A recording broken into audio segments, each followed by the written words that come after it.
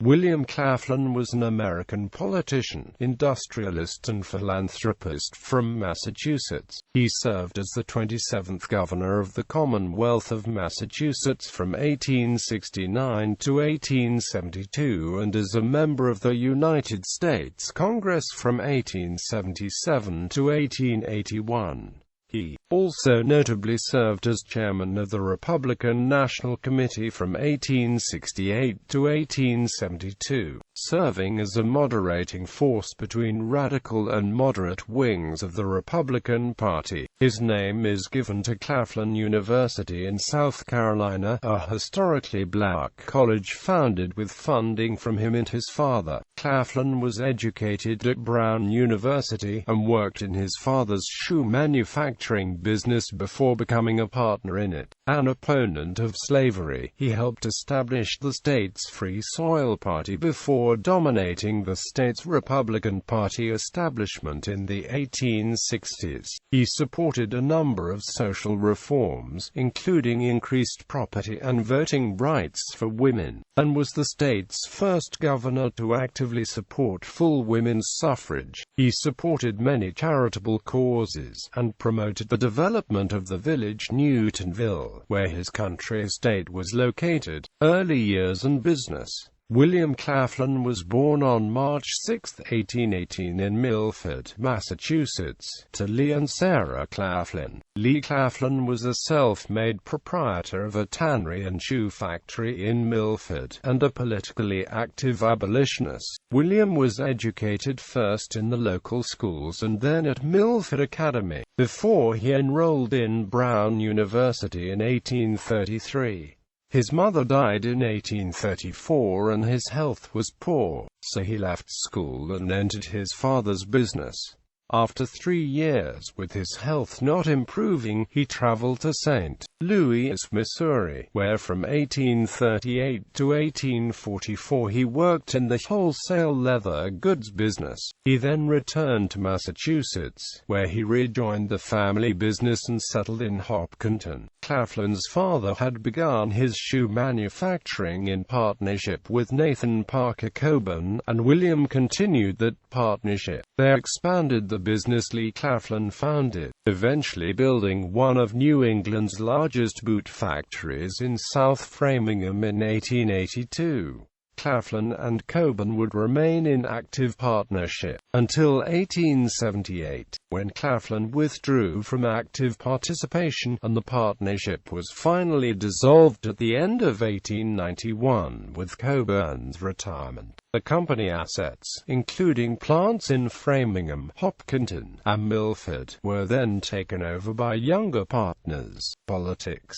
Claflin followed his father in both religion and politics, opposing the expansion of slavery and promoting other social reforms. He was a member of the Byrd Club, a political organization formed by businessman Francis W. Byrd, whose members dominated much of the politics of the state between the 1850s and 1870s. Its members were predominantly wealthy businessmen who favored abolition and engaged in philanthropic social reforms. In 1848, Claflin helped found the Free Soil Party in Massachusetts, under whose banner he won election to the Massachusetts House of Representatives that year. He served from 1849 to 1853, when the Know-Nothings swept away the old parties. He became active in 1854 and 1855 in the founding of the state Republican Party, and served as its state chairman for a number of years. He was elected to the state Senate in 1859 as a Republican, and became Senate President in 1861.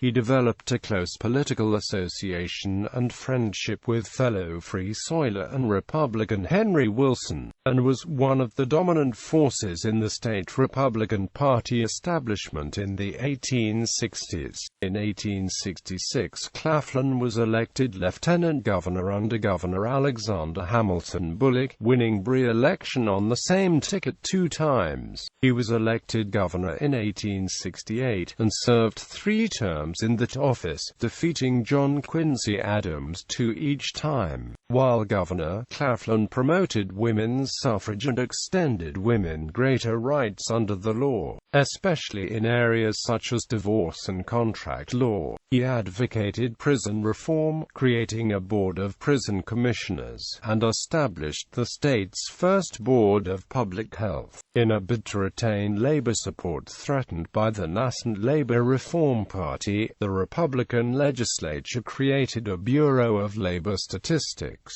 the first such body in the nation. Claflin opposed state funding support for the Boston, Hartford and Erie Railroad, vetoing a loan for that railroad, while the state was otherwise lending financial support to the construction of the Foosac Tunnel. The veto was a politically costly move, which, combined with the loss of labor votes to the Labor Reform Party, resulted in the lowest margin of victory for a Republican to date in governor's races in the 1870 election. As a result of this poor showing, Claflin was perceived as a weak candidate for re-election, and refused to stand in 1871. He also did not attend the state nominating convention. The Republican nomination went to the eventual election victor, William B. Washburne. Washburne's election signaled an end to the influence of the Byrd Club as a unifying force in state Republican politics.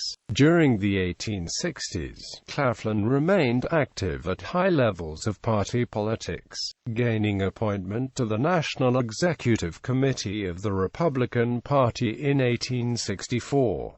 In that role, he was a critical mediating force between radical and conservative factions of the party, promoting the moderate Schuyler Colfax for vice president under Ulysses S. Grant in the 1868 election. In 1868 he was elected chairman of the National Party. He reluctantly promoted Grant for president in 1872. Unhappy that Grant had given patronage power in Massachusetts to the controversial ex-General Benjamin Butler, he stepped back from the chairmanship when Henry Wilson received the vice presidential nomination. Along with his father, Claflin donated funds to purchase land for Claflin University, the historically black Methodist university in South Carolina. The university was founded in 1869 and was named in his father's honor. Claflin was also a significant supporter of higher education for women, signing charters for Wellesley College and Mount Holyoke College, both women's colleges. While governor, he sat on the boards of trustees at some point for many of these schools, as well as Wesleyan University and Harvard University, both of which gave him honorary degrees.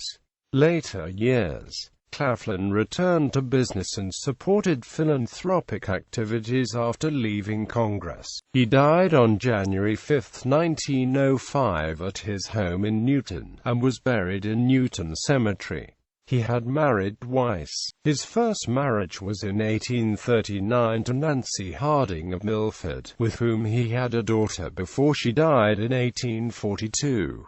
The second, in 1845, was to Mary Bucklin of Hopkinton, with whom he had 5 children, only 2 of whom survived him. His son Adams Claflin played a major role in the provision of streetcar service to Newton. Claflin was a major force in the development of the village of Newtonville in Newton, Massachusetts. In 1854 he purchased a farm that had once been owned by 2 governors, Simon Bradstreet and William Hull, governor of the Michigan Territory. Claflin moved Hull's mansion to one side of the property and built a new one on the old foundation. He subdivided portions of the estate for development, and was responsible for the construction of the Claflin block in Newtonville. After his death, the local Civic Improvement Association purchased the rest of Claflin's estate and gave it to the town. The site is now the location of the Newton North High School athletic fields.